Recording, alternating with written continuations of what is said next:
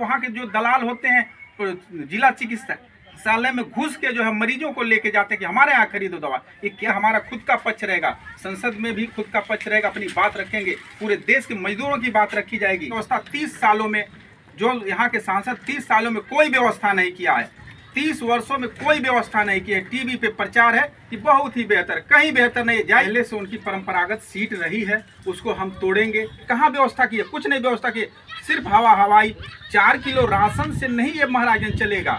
नमस्कार, एक बार फिर से स्वागत है फास्टर प्लस न्यूज में। उपस्थित है जनपद महाराजगंज 63 लोकसभा में और चुनाव को लेकर प्रत्याशी रणभूमि में उतर चुके हैं। आप देख रहे होंगे कि बीच में एक जूता रखा हुआ है। इस जूते के बारे में बता दूं, ये जूता एक चुनाव चिन्ह है, एक पार्टी का सिंबल है जिसके आधार पे चुनाव लड़ा जा रहा है। जी हाँ, ये मजदूर पार्टी का चुनाव चिन्ह है। हमारे साथ जुड़ेंगे छेदी मजदूर जी, जो इस समय लोकसभा 63 महाराजगंज से लोकसभा प्रत्याशी के रूप में चलने का काम कर रहे हैं, जो मजदूर पार्टी के तत्वाधान में चुनाव लड़ा जा रहा है, जिनका चुनाव चिन्ह सिंबल है जूता। बहुत बहुत स्वागत नेताजी, कैसे हैं? नमस्कार और सारे टीम को आपको नमस्कार और धन्यवाद। आपको आप हमसे बात करने के लिए आए और इस बांस पर बैजौली में आने का आपको मौका मिला, ये बहुत ही अच्छी बात है, इसलिए तहे दिल से नमस्कार। चुनाव का माहौल क्या चल रहा है? बहुत ही बढ़िया, बहुत ही अच्छा और बेहतर चल रहा है और एकदम हम लोग के पक्ष में चल रहा है। हाँ, आपका चुनाव चिन्ह जो है देखने को मिला जूता है। जूता है ही, हाँ जूता है, इसमें कोई बदलाव नहीं है, जूता ही है। हाँ जूता ही है और जूता और जीत में मात्रा का फर्क है। जूता और जीत में सिर्फ मात्रा का फर्क है। जूता जीतेगा और महाराजगंज की महान जनता साथ देगी। चुनाव जीतेगा जूता, जीत का मात्रे का ही फर्क है। चलिए नेताजी, बात करेंगे चुनाव चिन्ह पे तो बात हो ही गया है। हाँ। विकास पे बात करेंगे। महाराजगंज के विकास को आप किस नजरिए से देखते हैं? महाराजगंज में कोई विकास नहीं, ना ही शिक्षा के परिप्रेक्ष्य में है, ना ही स्वास्थ्य के परिप्रेक्ष्य में, और ना ही कल कारखाने रोजगार के लिए कहीं भी कोई व्यवस्था नहीं है। उसके विषय में स्पेशल व्यवस्था किया जाएगा, बेहतर काम किया जाएगा। शिक्षा, रोजगार और स्वास्थ्य पे ही हमारा सबसे बड़ा फोकस है और बेहतर महाराजगंज को उत्तर प्रदेश में नंबर 1 बनाने की व्यवस्था है।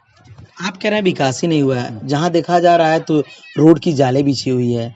स्वास्थ्य की अगर बात कर ली जाए तो प्रधानमंत्री जी आयुष्मान कार्ड दिए, 5 लाख की मुफ्त में इलाज हो।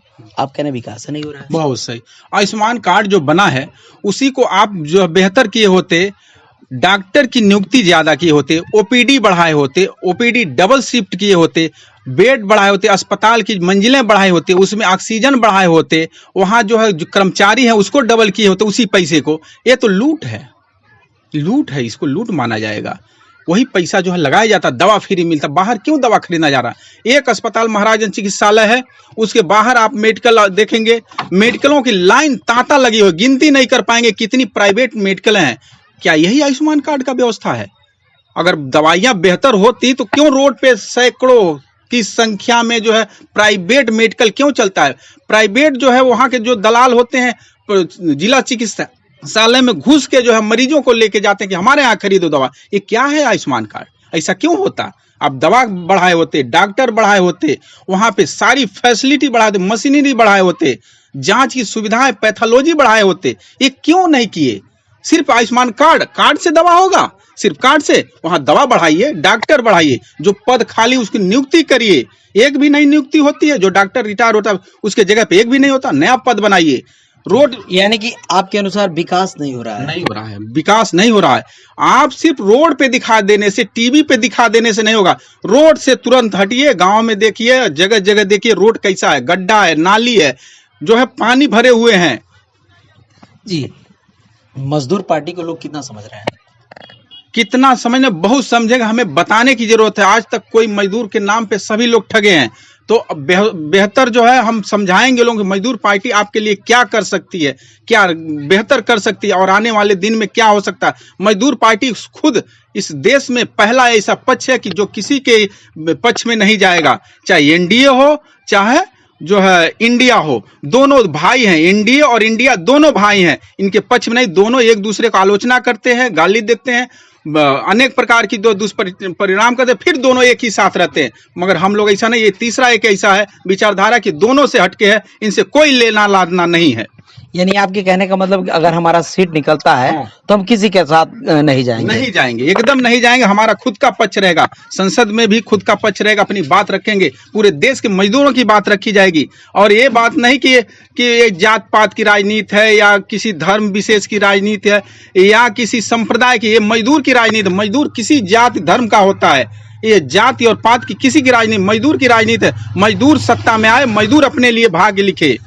आप मजदूर की बात कर रहे हैं तो प्रधानमंत्री जी किसानों के सम्मान के लिए किसान सम्मान निधि देते हैं, और वहीं बात कर लिया जाए बहुत सारे जो भी एजेंडे हैं, सरकार की पॉलिसी है वो किसानों तक जा रहा है, किसानों को दुगना आय हो गया है। प्रधानमंत्री जी ऐसा कहते हैं और आप कह रहे हैं विकास नहीं हो रहा है।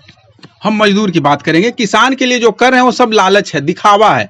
उनके लिए दवा जो है, कीटनाशक दवा हो, खाद हो, जो किसान की सामग्री है उसको बढ़ाइए, उसको बेहतर करिए, जगह जगह उपलब्ध करवाइए। क्यों आज बीज जो है प्राइवेट दुकानों से लेके जा रहे हैं, सारे पूरे महाराजगंज में देखिए दुकान, प्राइवेट दुकानों पे ट्रक के ट्रक सिल्ली लगी हुई है।